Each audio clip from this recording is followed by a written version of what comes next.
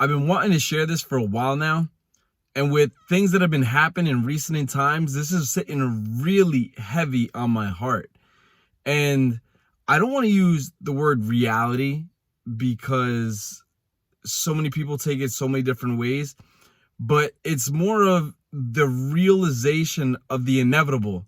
And this is something that I speak about so very often in personal conversation and the basis of a lot of these videos that I make and share with you guys. I'm going to rewind back to last summer. I was one of the millions of Americans who went and saw the Avengers Endgame. And spoiler alert, if you haven't seen it, too bad. You should have seen it by now already. However, there's a point in the movie where the entire audience, if you were in the movie theater, you're nodding your head because you know exactly where I'm going. There was a point in the movie where the entire audience went silent. It was dead silence, no pun intended. There was a point in the movie where you heard people lose their breath. You heard people's hearts stop. You heard sniffles left and right, and you found that it was okay for you to let your sniffle and your tear fall out of your eye too, because Iron Man died in the movie.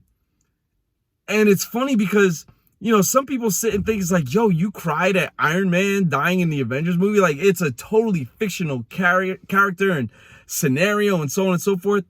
But I sat there and yeah, I admit I had a couple sniffles coming out. My nose got real wet. I was reaching for that napkin by the popcorn. Had to clean myself up like a lot of other people did. And so that movie came out in the summer of 2019. It was several months before I could bring myself to watch the movie on TV again. Why? Because I knew Iron Man was going to die. And I didn't want to sit on my couch by myself and be like, yo, you a punk, you crying because Iron Man died. And I watched it and tears came out again. And a third time, the same thing happened at the same exact moment for the same exact reason. And now that I really think about it, I didn't cry because Iron Man died. I'm going to come back to that. Recently, if many people have been sharing this online, if you haven't found it, you want to find this video clip on YouTube. But the TV show Shark Tank, they had a family come on and present an idea. And it's an awesome idea. And they asked, why are you doing this? Come to find out that the three children who were on Shark Tank and presenting this incredible product that just based off the story alone, I want to purchase it. I don't need it. We could use it. I don't need it. But off the story alone, I want to purchase it. Why? Because they lost their mother to cancer. Shortly thereafter, they lost their father to cancer. And he had built and designed this incredible product that he was planning to bring and present to Shark Tank himself.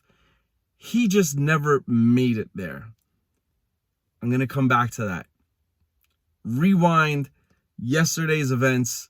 Kobe Bryant passes tragically in a helicopter crash. Nobody saw that coming. The whole world is in shock right now. Every sports fan is going crazy.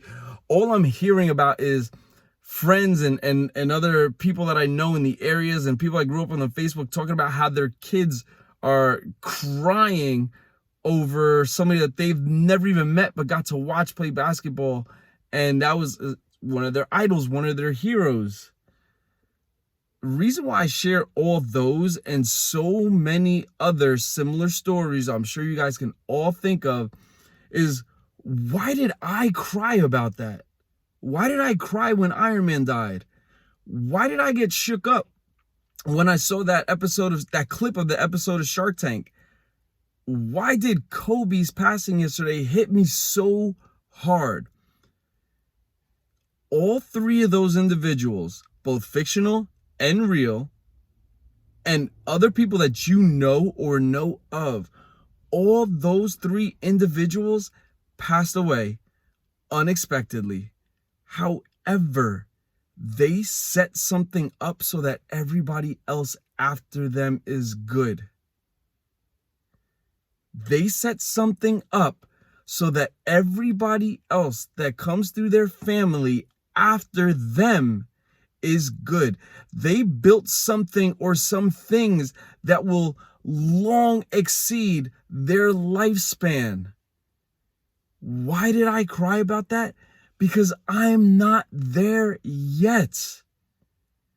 It pains me to know and understand that, especially as much time as I spend on the road and on planes, it pains me to know that my life can end at almost any given second, any given millisecond, and my kids do not yet have ready what I'm building for them.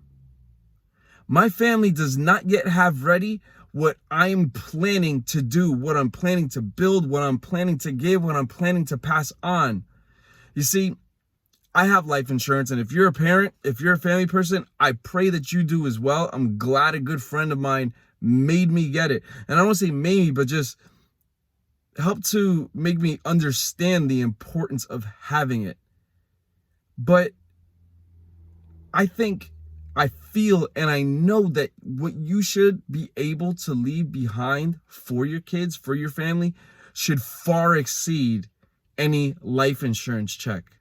Now, I know of people personally, and I've heard dozens of other stories, but I know of people personally who, because of a life insurance check, because of an unexpected passing of their mother or father or both, because they had the life insurance, they were able to go to school. They were able to get a home. They were able to, parents be able to get a nanny or the kind of financial support. And that's amazing. That's incredible. And that's why I got it for my kids and for my family. But understand, you can give and do so much more for your children than a life insurance check. We all have the ability. We all, especially in today's the type of access that we have in this world, in the palm of our hands, what I'm recording this video with, you have the same exact tool. We all have the ability to give our families and our loved ones and everybody else something that they can live on, live off of, and pass forward. Something greater than a life insurance check. Something greater than your current paycheck. Something greater than your current debt or your current home or mortgage or bills. We all have the ability.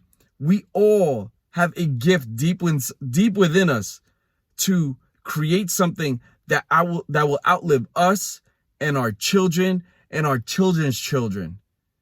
I implore you to find what that is and do it. I implore you to find that gift, understand it, and build and act upon it. I know that's what I'm doing, and I pray every single day that my time does not expire until before it's done. Because you see, Iron Man in the movie, yes, again, fictional, but he knew, and they helped him to understand that everybody was going to be totally fine without him, as much as it hurt. That story on Shark Tank, the father came up with an incredible idea, incredible product. He even had an interview tape set to bring to Shark Tank. He never got to do it, but he left something so huge behind that his children are going to get to cash in on. And I don't want to say cash in as in, yeah, give me the money. I'm talking about his children are going to be able to live off of what he did while he was alive. More than just a life insurance check. Kobe Bryant, NBA legend, superstar. He was only just on the rise with what he was doing with business. Look what those men did. Look at what you're doing. Find the gap, close the gap. I encourage, I beg, I pray for you to do just that. I know I am. I hope you do too. Click share. Because as I always say, this message might not be for you, maybe not right now, but it's for somebody out there that needs to hear this. I love all y'all. Let's get there.